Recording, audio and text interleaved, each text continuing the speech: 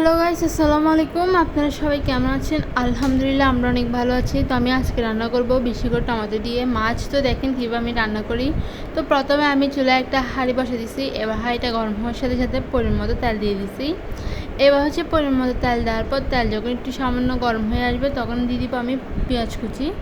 পেঁয়াজগুলো আমি আগে থেকে কেটে দিয়ে ভালোভাবে পরিষ্কার করে নিছি। তো আমি সবগুলো পেঁয়াজ এবার তেলের মধ্যে দিয়ে দিব। তেল যেহেতু গরম হয়ে আসছে সেজন্য তো আমি চুলার আঁচটা বড় করে রাখছি।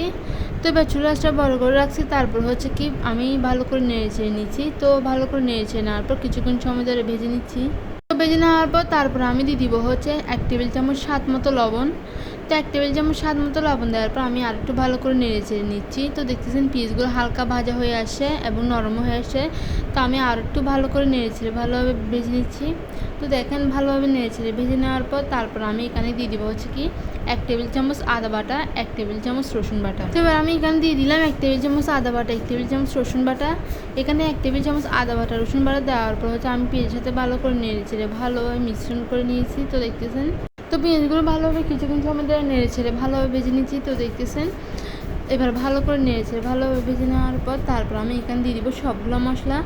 তো আমি এখানে আসলে কী মশলা দিব আমি আপনাদেরকে সবগুলো শুরু থেকে বলবো। তো কিন্তু আপনাদেরকে অবশ্যই পুরো ভিডিওটা দেখতে হবে। অবশ্যই কিন্তু পুরো ভিডিও দেখে দেন কিন্তু কমেন্ট করে জানাতে হবে যে আমার ভিডিওটা কেমন হয়েছে। তবে আমি আপনাদেরকে বলতেছি আমি এখানে কী মশলা দিচ্ছি। তো আমি এখানে মশলা দিচ্ছি বলতে ফার্স্টে দিয়ে দিচ্ছি 2 টেবিল চামচ মরিচের গুঁড়ো। তো দেখতেছেন আমি এখানে দিয়ে দিলাম 2 টেবিল চামচ মরিচের গুঁড়ো। এবার 2 টেবিল চামচ মরিচের গুঁড়ো দেওয়ার পর তারপর দিয়ে দিব 1 টেবিল চামচ হলুদের গুঁড়ো। তো এবার দেখতেছেন আপনারা আমিও দিয়ে দিলাম 1 টেবিল চামচ হলুদের গুঁড়ো। এবার হলুদের গুঁড়ো দেওয়ার পর তারপর দিয়ে দিব 1 টেবিল চামচ জিরার গুঁড়া, 1 টেবিল চামচ ধনিয়ার গুঁড়া। তো আমার বলতে গেলে সবগুলো মশলা দেওয়া শেষ। এবার সবগুলো মশলা দেওয়ার পর আমি এগুলো পেঁয়াজের সাথে ভালো করে নেড়ে চেড়ে ভালোভাবে একদম মিশ্রণ করে নিছি। তারপর মশলাগুলো যাতে পুড়ে না যায় সেজন্য আমি এখানে দিয়ে দিলাম সামান্য পরিমাণ পানি।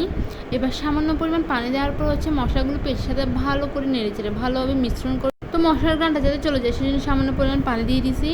এবার আমি চুলার আঁচটা বড় করে রাখছি যাতে মশলাগুলো ভালোভাবে কষানো হয়ে আসে। আমার মশলাগুলো যখন ভালোভাবে কষানো হয়ে আসবে তখন আমি এখানে দিয়ে দিব সবগুলা মাছ। তো দেখতেছেন আমি কিছুক্ষণ সময়ের জন্য মশলাগুলো কষিয়ে নিব। সেই জন্য আমি চুলার আঁচটা আগে থেকে বললাম যে বাড়িয়ে রাখছি। এবার মশলাগুলো দেখতেছেন ভালো করে নেড়েচে নিলাম আর একটু। দেখতেছেন মশলাগুলো যখন ভালোভাবে নেড়েচে নিচ্ছি এবং এখন দেখাই বোঝা যাচ্ছে যে কি মশলাগুলো ভালোভাবে অলরেডি কষানো হয়ে আসে। তো এখন যখন কষানো হয়ে আসে তখন আমি দিয়ে দিব মাছ। তো মাছগুলো আমি আগে থেকে মূলত কেটে ধুয়ে ভালোভাবে পরিষ্কার করে নিছি। তো ভালোভাবে যখন কেটে দিয়ে পরিষ্কার করে নিচ্ছি এবার আমি মশলাগুলোর মধ্যে সবগুলো মাছ দিয়ে দিলাম। তো দেখতেছেন সবগুলো মাছ দেওয়ার পর তারপর আমি সামান্য পরিমাণ পানি দিয়ে দিছি। যেহেতু মাছগুলো আমি ঝোল করে রান্না করতেছি সেজন্য আমি এখানে একটু বেশি করে পানি দিয়ে দিলাম। তারপর দিয়ে দিলাম বেশি করে টমেটো। তো টমেটো দেওয়ার পর এবার আমি আরেকটু ভালো করে নেড়ে ছেড়ে নিলাম। ভালো করে নেড়ে ছেড়ে নেওয়ার পর কিছুক্ষণ সময়ের জন্য আমি এইভাবে ঢাকনা দিয়ে ঢেকে রাখবো। আবার কিছুক্ষণ সময় পর আমি ঢাকনা উঠিয়ে আমি আরেকটু আপনাদেরকে দেখাবো যে আমার রান্নাটা কেমন হয়েছে। তো অবশ্যই কিন্তু পুরো ভিডিও দেখতে ভুলবেন না এবং পুরো ভিডিও দেখে কিন্তু অবশ্যই কমেন্ট করে জানাবেন কার কার এরকম ঝোল করে মাছ রান্না খেতে পছন্দ তারা অবশ্যই কমেন্ট করে জানাবেন। যেহেতু বাসায় রান্না করতেছি তাই একটু ভাবলাম আপনাদের সাথে শেয়ার করেছি কীভাবে রান্না হচ্ছে। তো এবার কিছুক্ষণ জন্য আমি আর একটু ভালো করে নেড়ে চেড়ে নিলাম এবং চুলা আঁচটাও ভালো করে নিলাম। তো দেখতে দেখতে আমার রান্নাটা এখানে শেষ হয়। ভালো থাকবেন, সুস্থ থাকবেন। আল্লাহ হাফেজ, টাটা, বাই বাই।